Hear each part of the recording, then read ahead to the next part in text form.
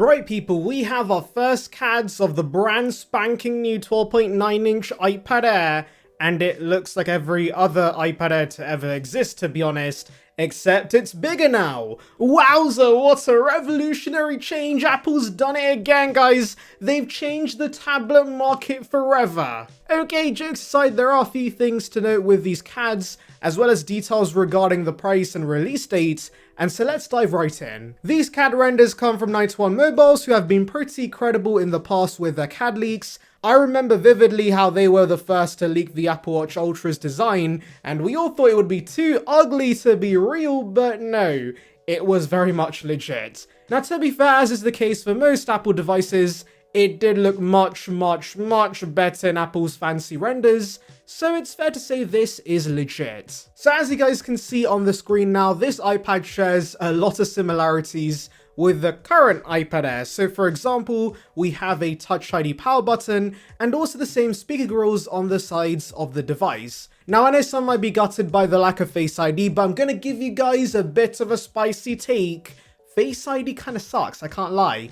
I know it's great on the iPhone, but when it comes to the iPads, I really don't like it. And I know there's gonna be a guy booing in the background, but hear me out, guys. I agree it's seamless when using a Magic Keyboard, but I use my iPad more as a regular tablet, and so when it comes to just holding the iPads, I often find myself blocking the Face ID modules on the front, and the iPad starts freaking out telling me to move my fingers immediately. So yes, it's a huge fuss, and Touch ID just works a lot better, I can't lie. And you know what else also works better for me? You clicking that subscribe button. What a nice segue. I would greatly appreciate it, and it would bring you the latest commentary about the world of Apple right to subscription box. So please, consider it. Subscribe to join the Saranbyte gang. We're trying to hit a milestone of 16,000 subscribers, so I would appreciate your help very much. Now coming back to this iPad, let's talk about the speakers. As much as I want to see quad speakers on this bad boy for the ultimate content consumption experience,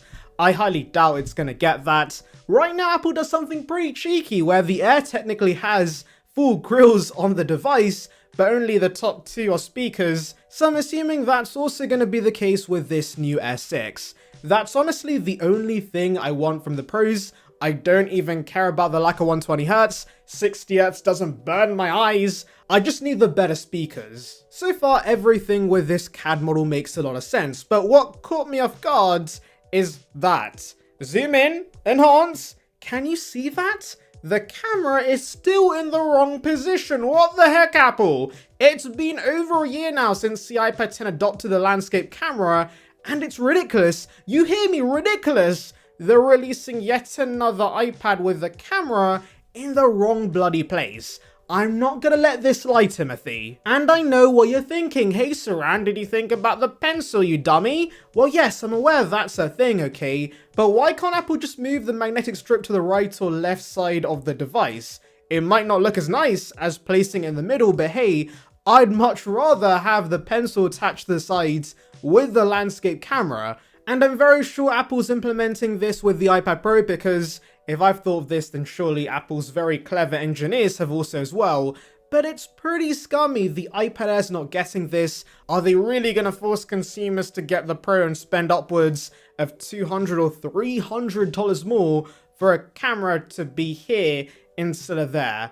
As Brian Tong says, that's a bad Apple. Now considering the design is very similar to the iPad Air 4 and 5, Apple clearly thought they should spruce up the design a little, just so it's new enough to call it a redesign, and so on the back they've given us a new camera module. Yay! Who asked for this? Right now the iPad Air has just one cutout on the back for the actual module and a hole below it for the mic. However, with this new iPad, the module is now pill-shaped similar to the iPhone 10 camera layout, and that's about it really. I literally have nothing else to say because it's just a bloody camera module at the end of the day. It's not like I'm gonna be staring at the back of the iPad for hours on end, but hey guys, I'll take the slight design change, but I do wonder if we're gonna see any actual camera upgrades.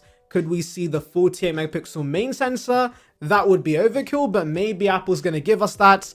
And also, I still find it weird the Mini has a flash but the Air does not. So please, Apple, do fix that. And considering the iPhone 16 is also getting this new module, I guess Apple's doing this design change to bring some design uniformity to the range of products. I know some of you might be wondering what this means for case compatibility, and well, I'm not sure, guys. You see, right now, most cases do have a pill-shaped cutout for the camera and mic, and so the Air 6's new pill-shaped design might still be compatible with those older cases as long as it's the right size. Of course, it will continue working with the Magic Keyboard regardless because those have a massive cut on the back designed for the iPad Pro.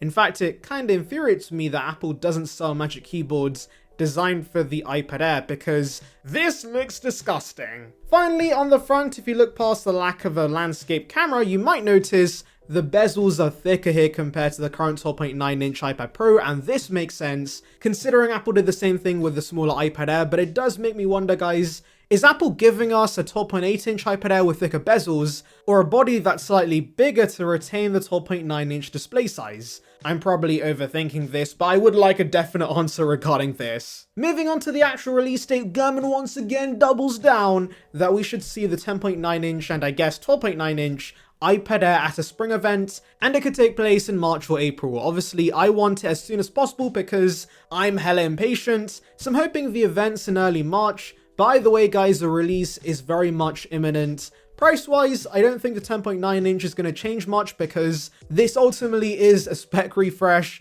and so the 12.9-inch should be $699 or $799. Now, I know there is a much bigger price difference between the 11-inch and 12.9-inch iPad Pro, but remember the bigger size has mini LED, which is why it's so much more expensive. But here the specs are identical apart from the size and battery life, so yes, $699 or $799 makes the most sense. And well, that price does leave me a little mixed, I can't lie. I feel like I'm the ideal consumer for this iPad because I don't care about 120Hz, I don't need the OLED upgrade the iPad Pros are getting because they're getting way more expensive as a result.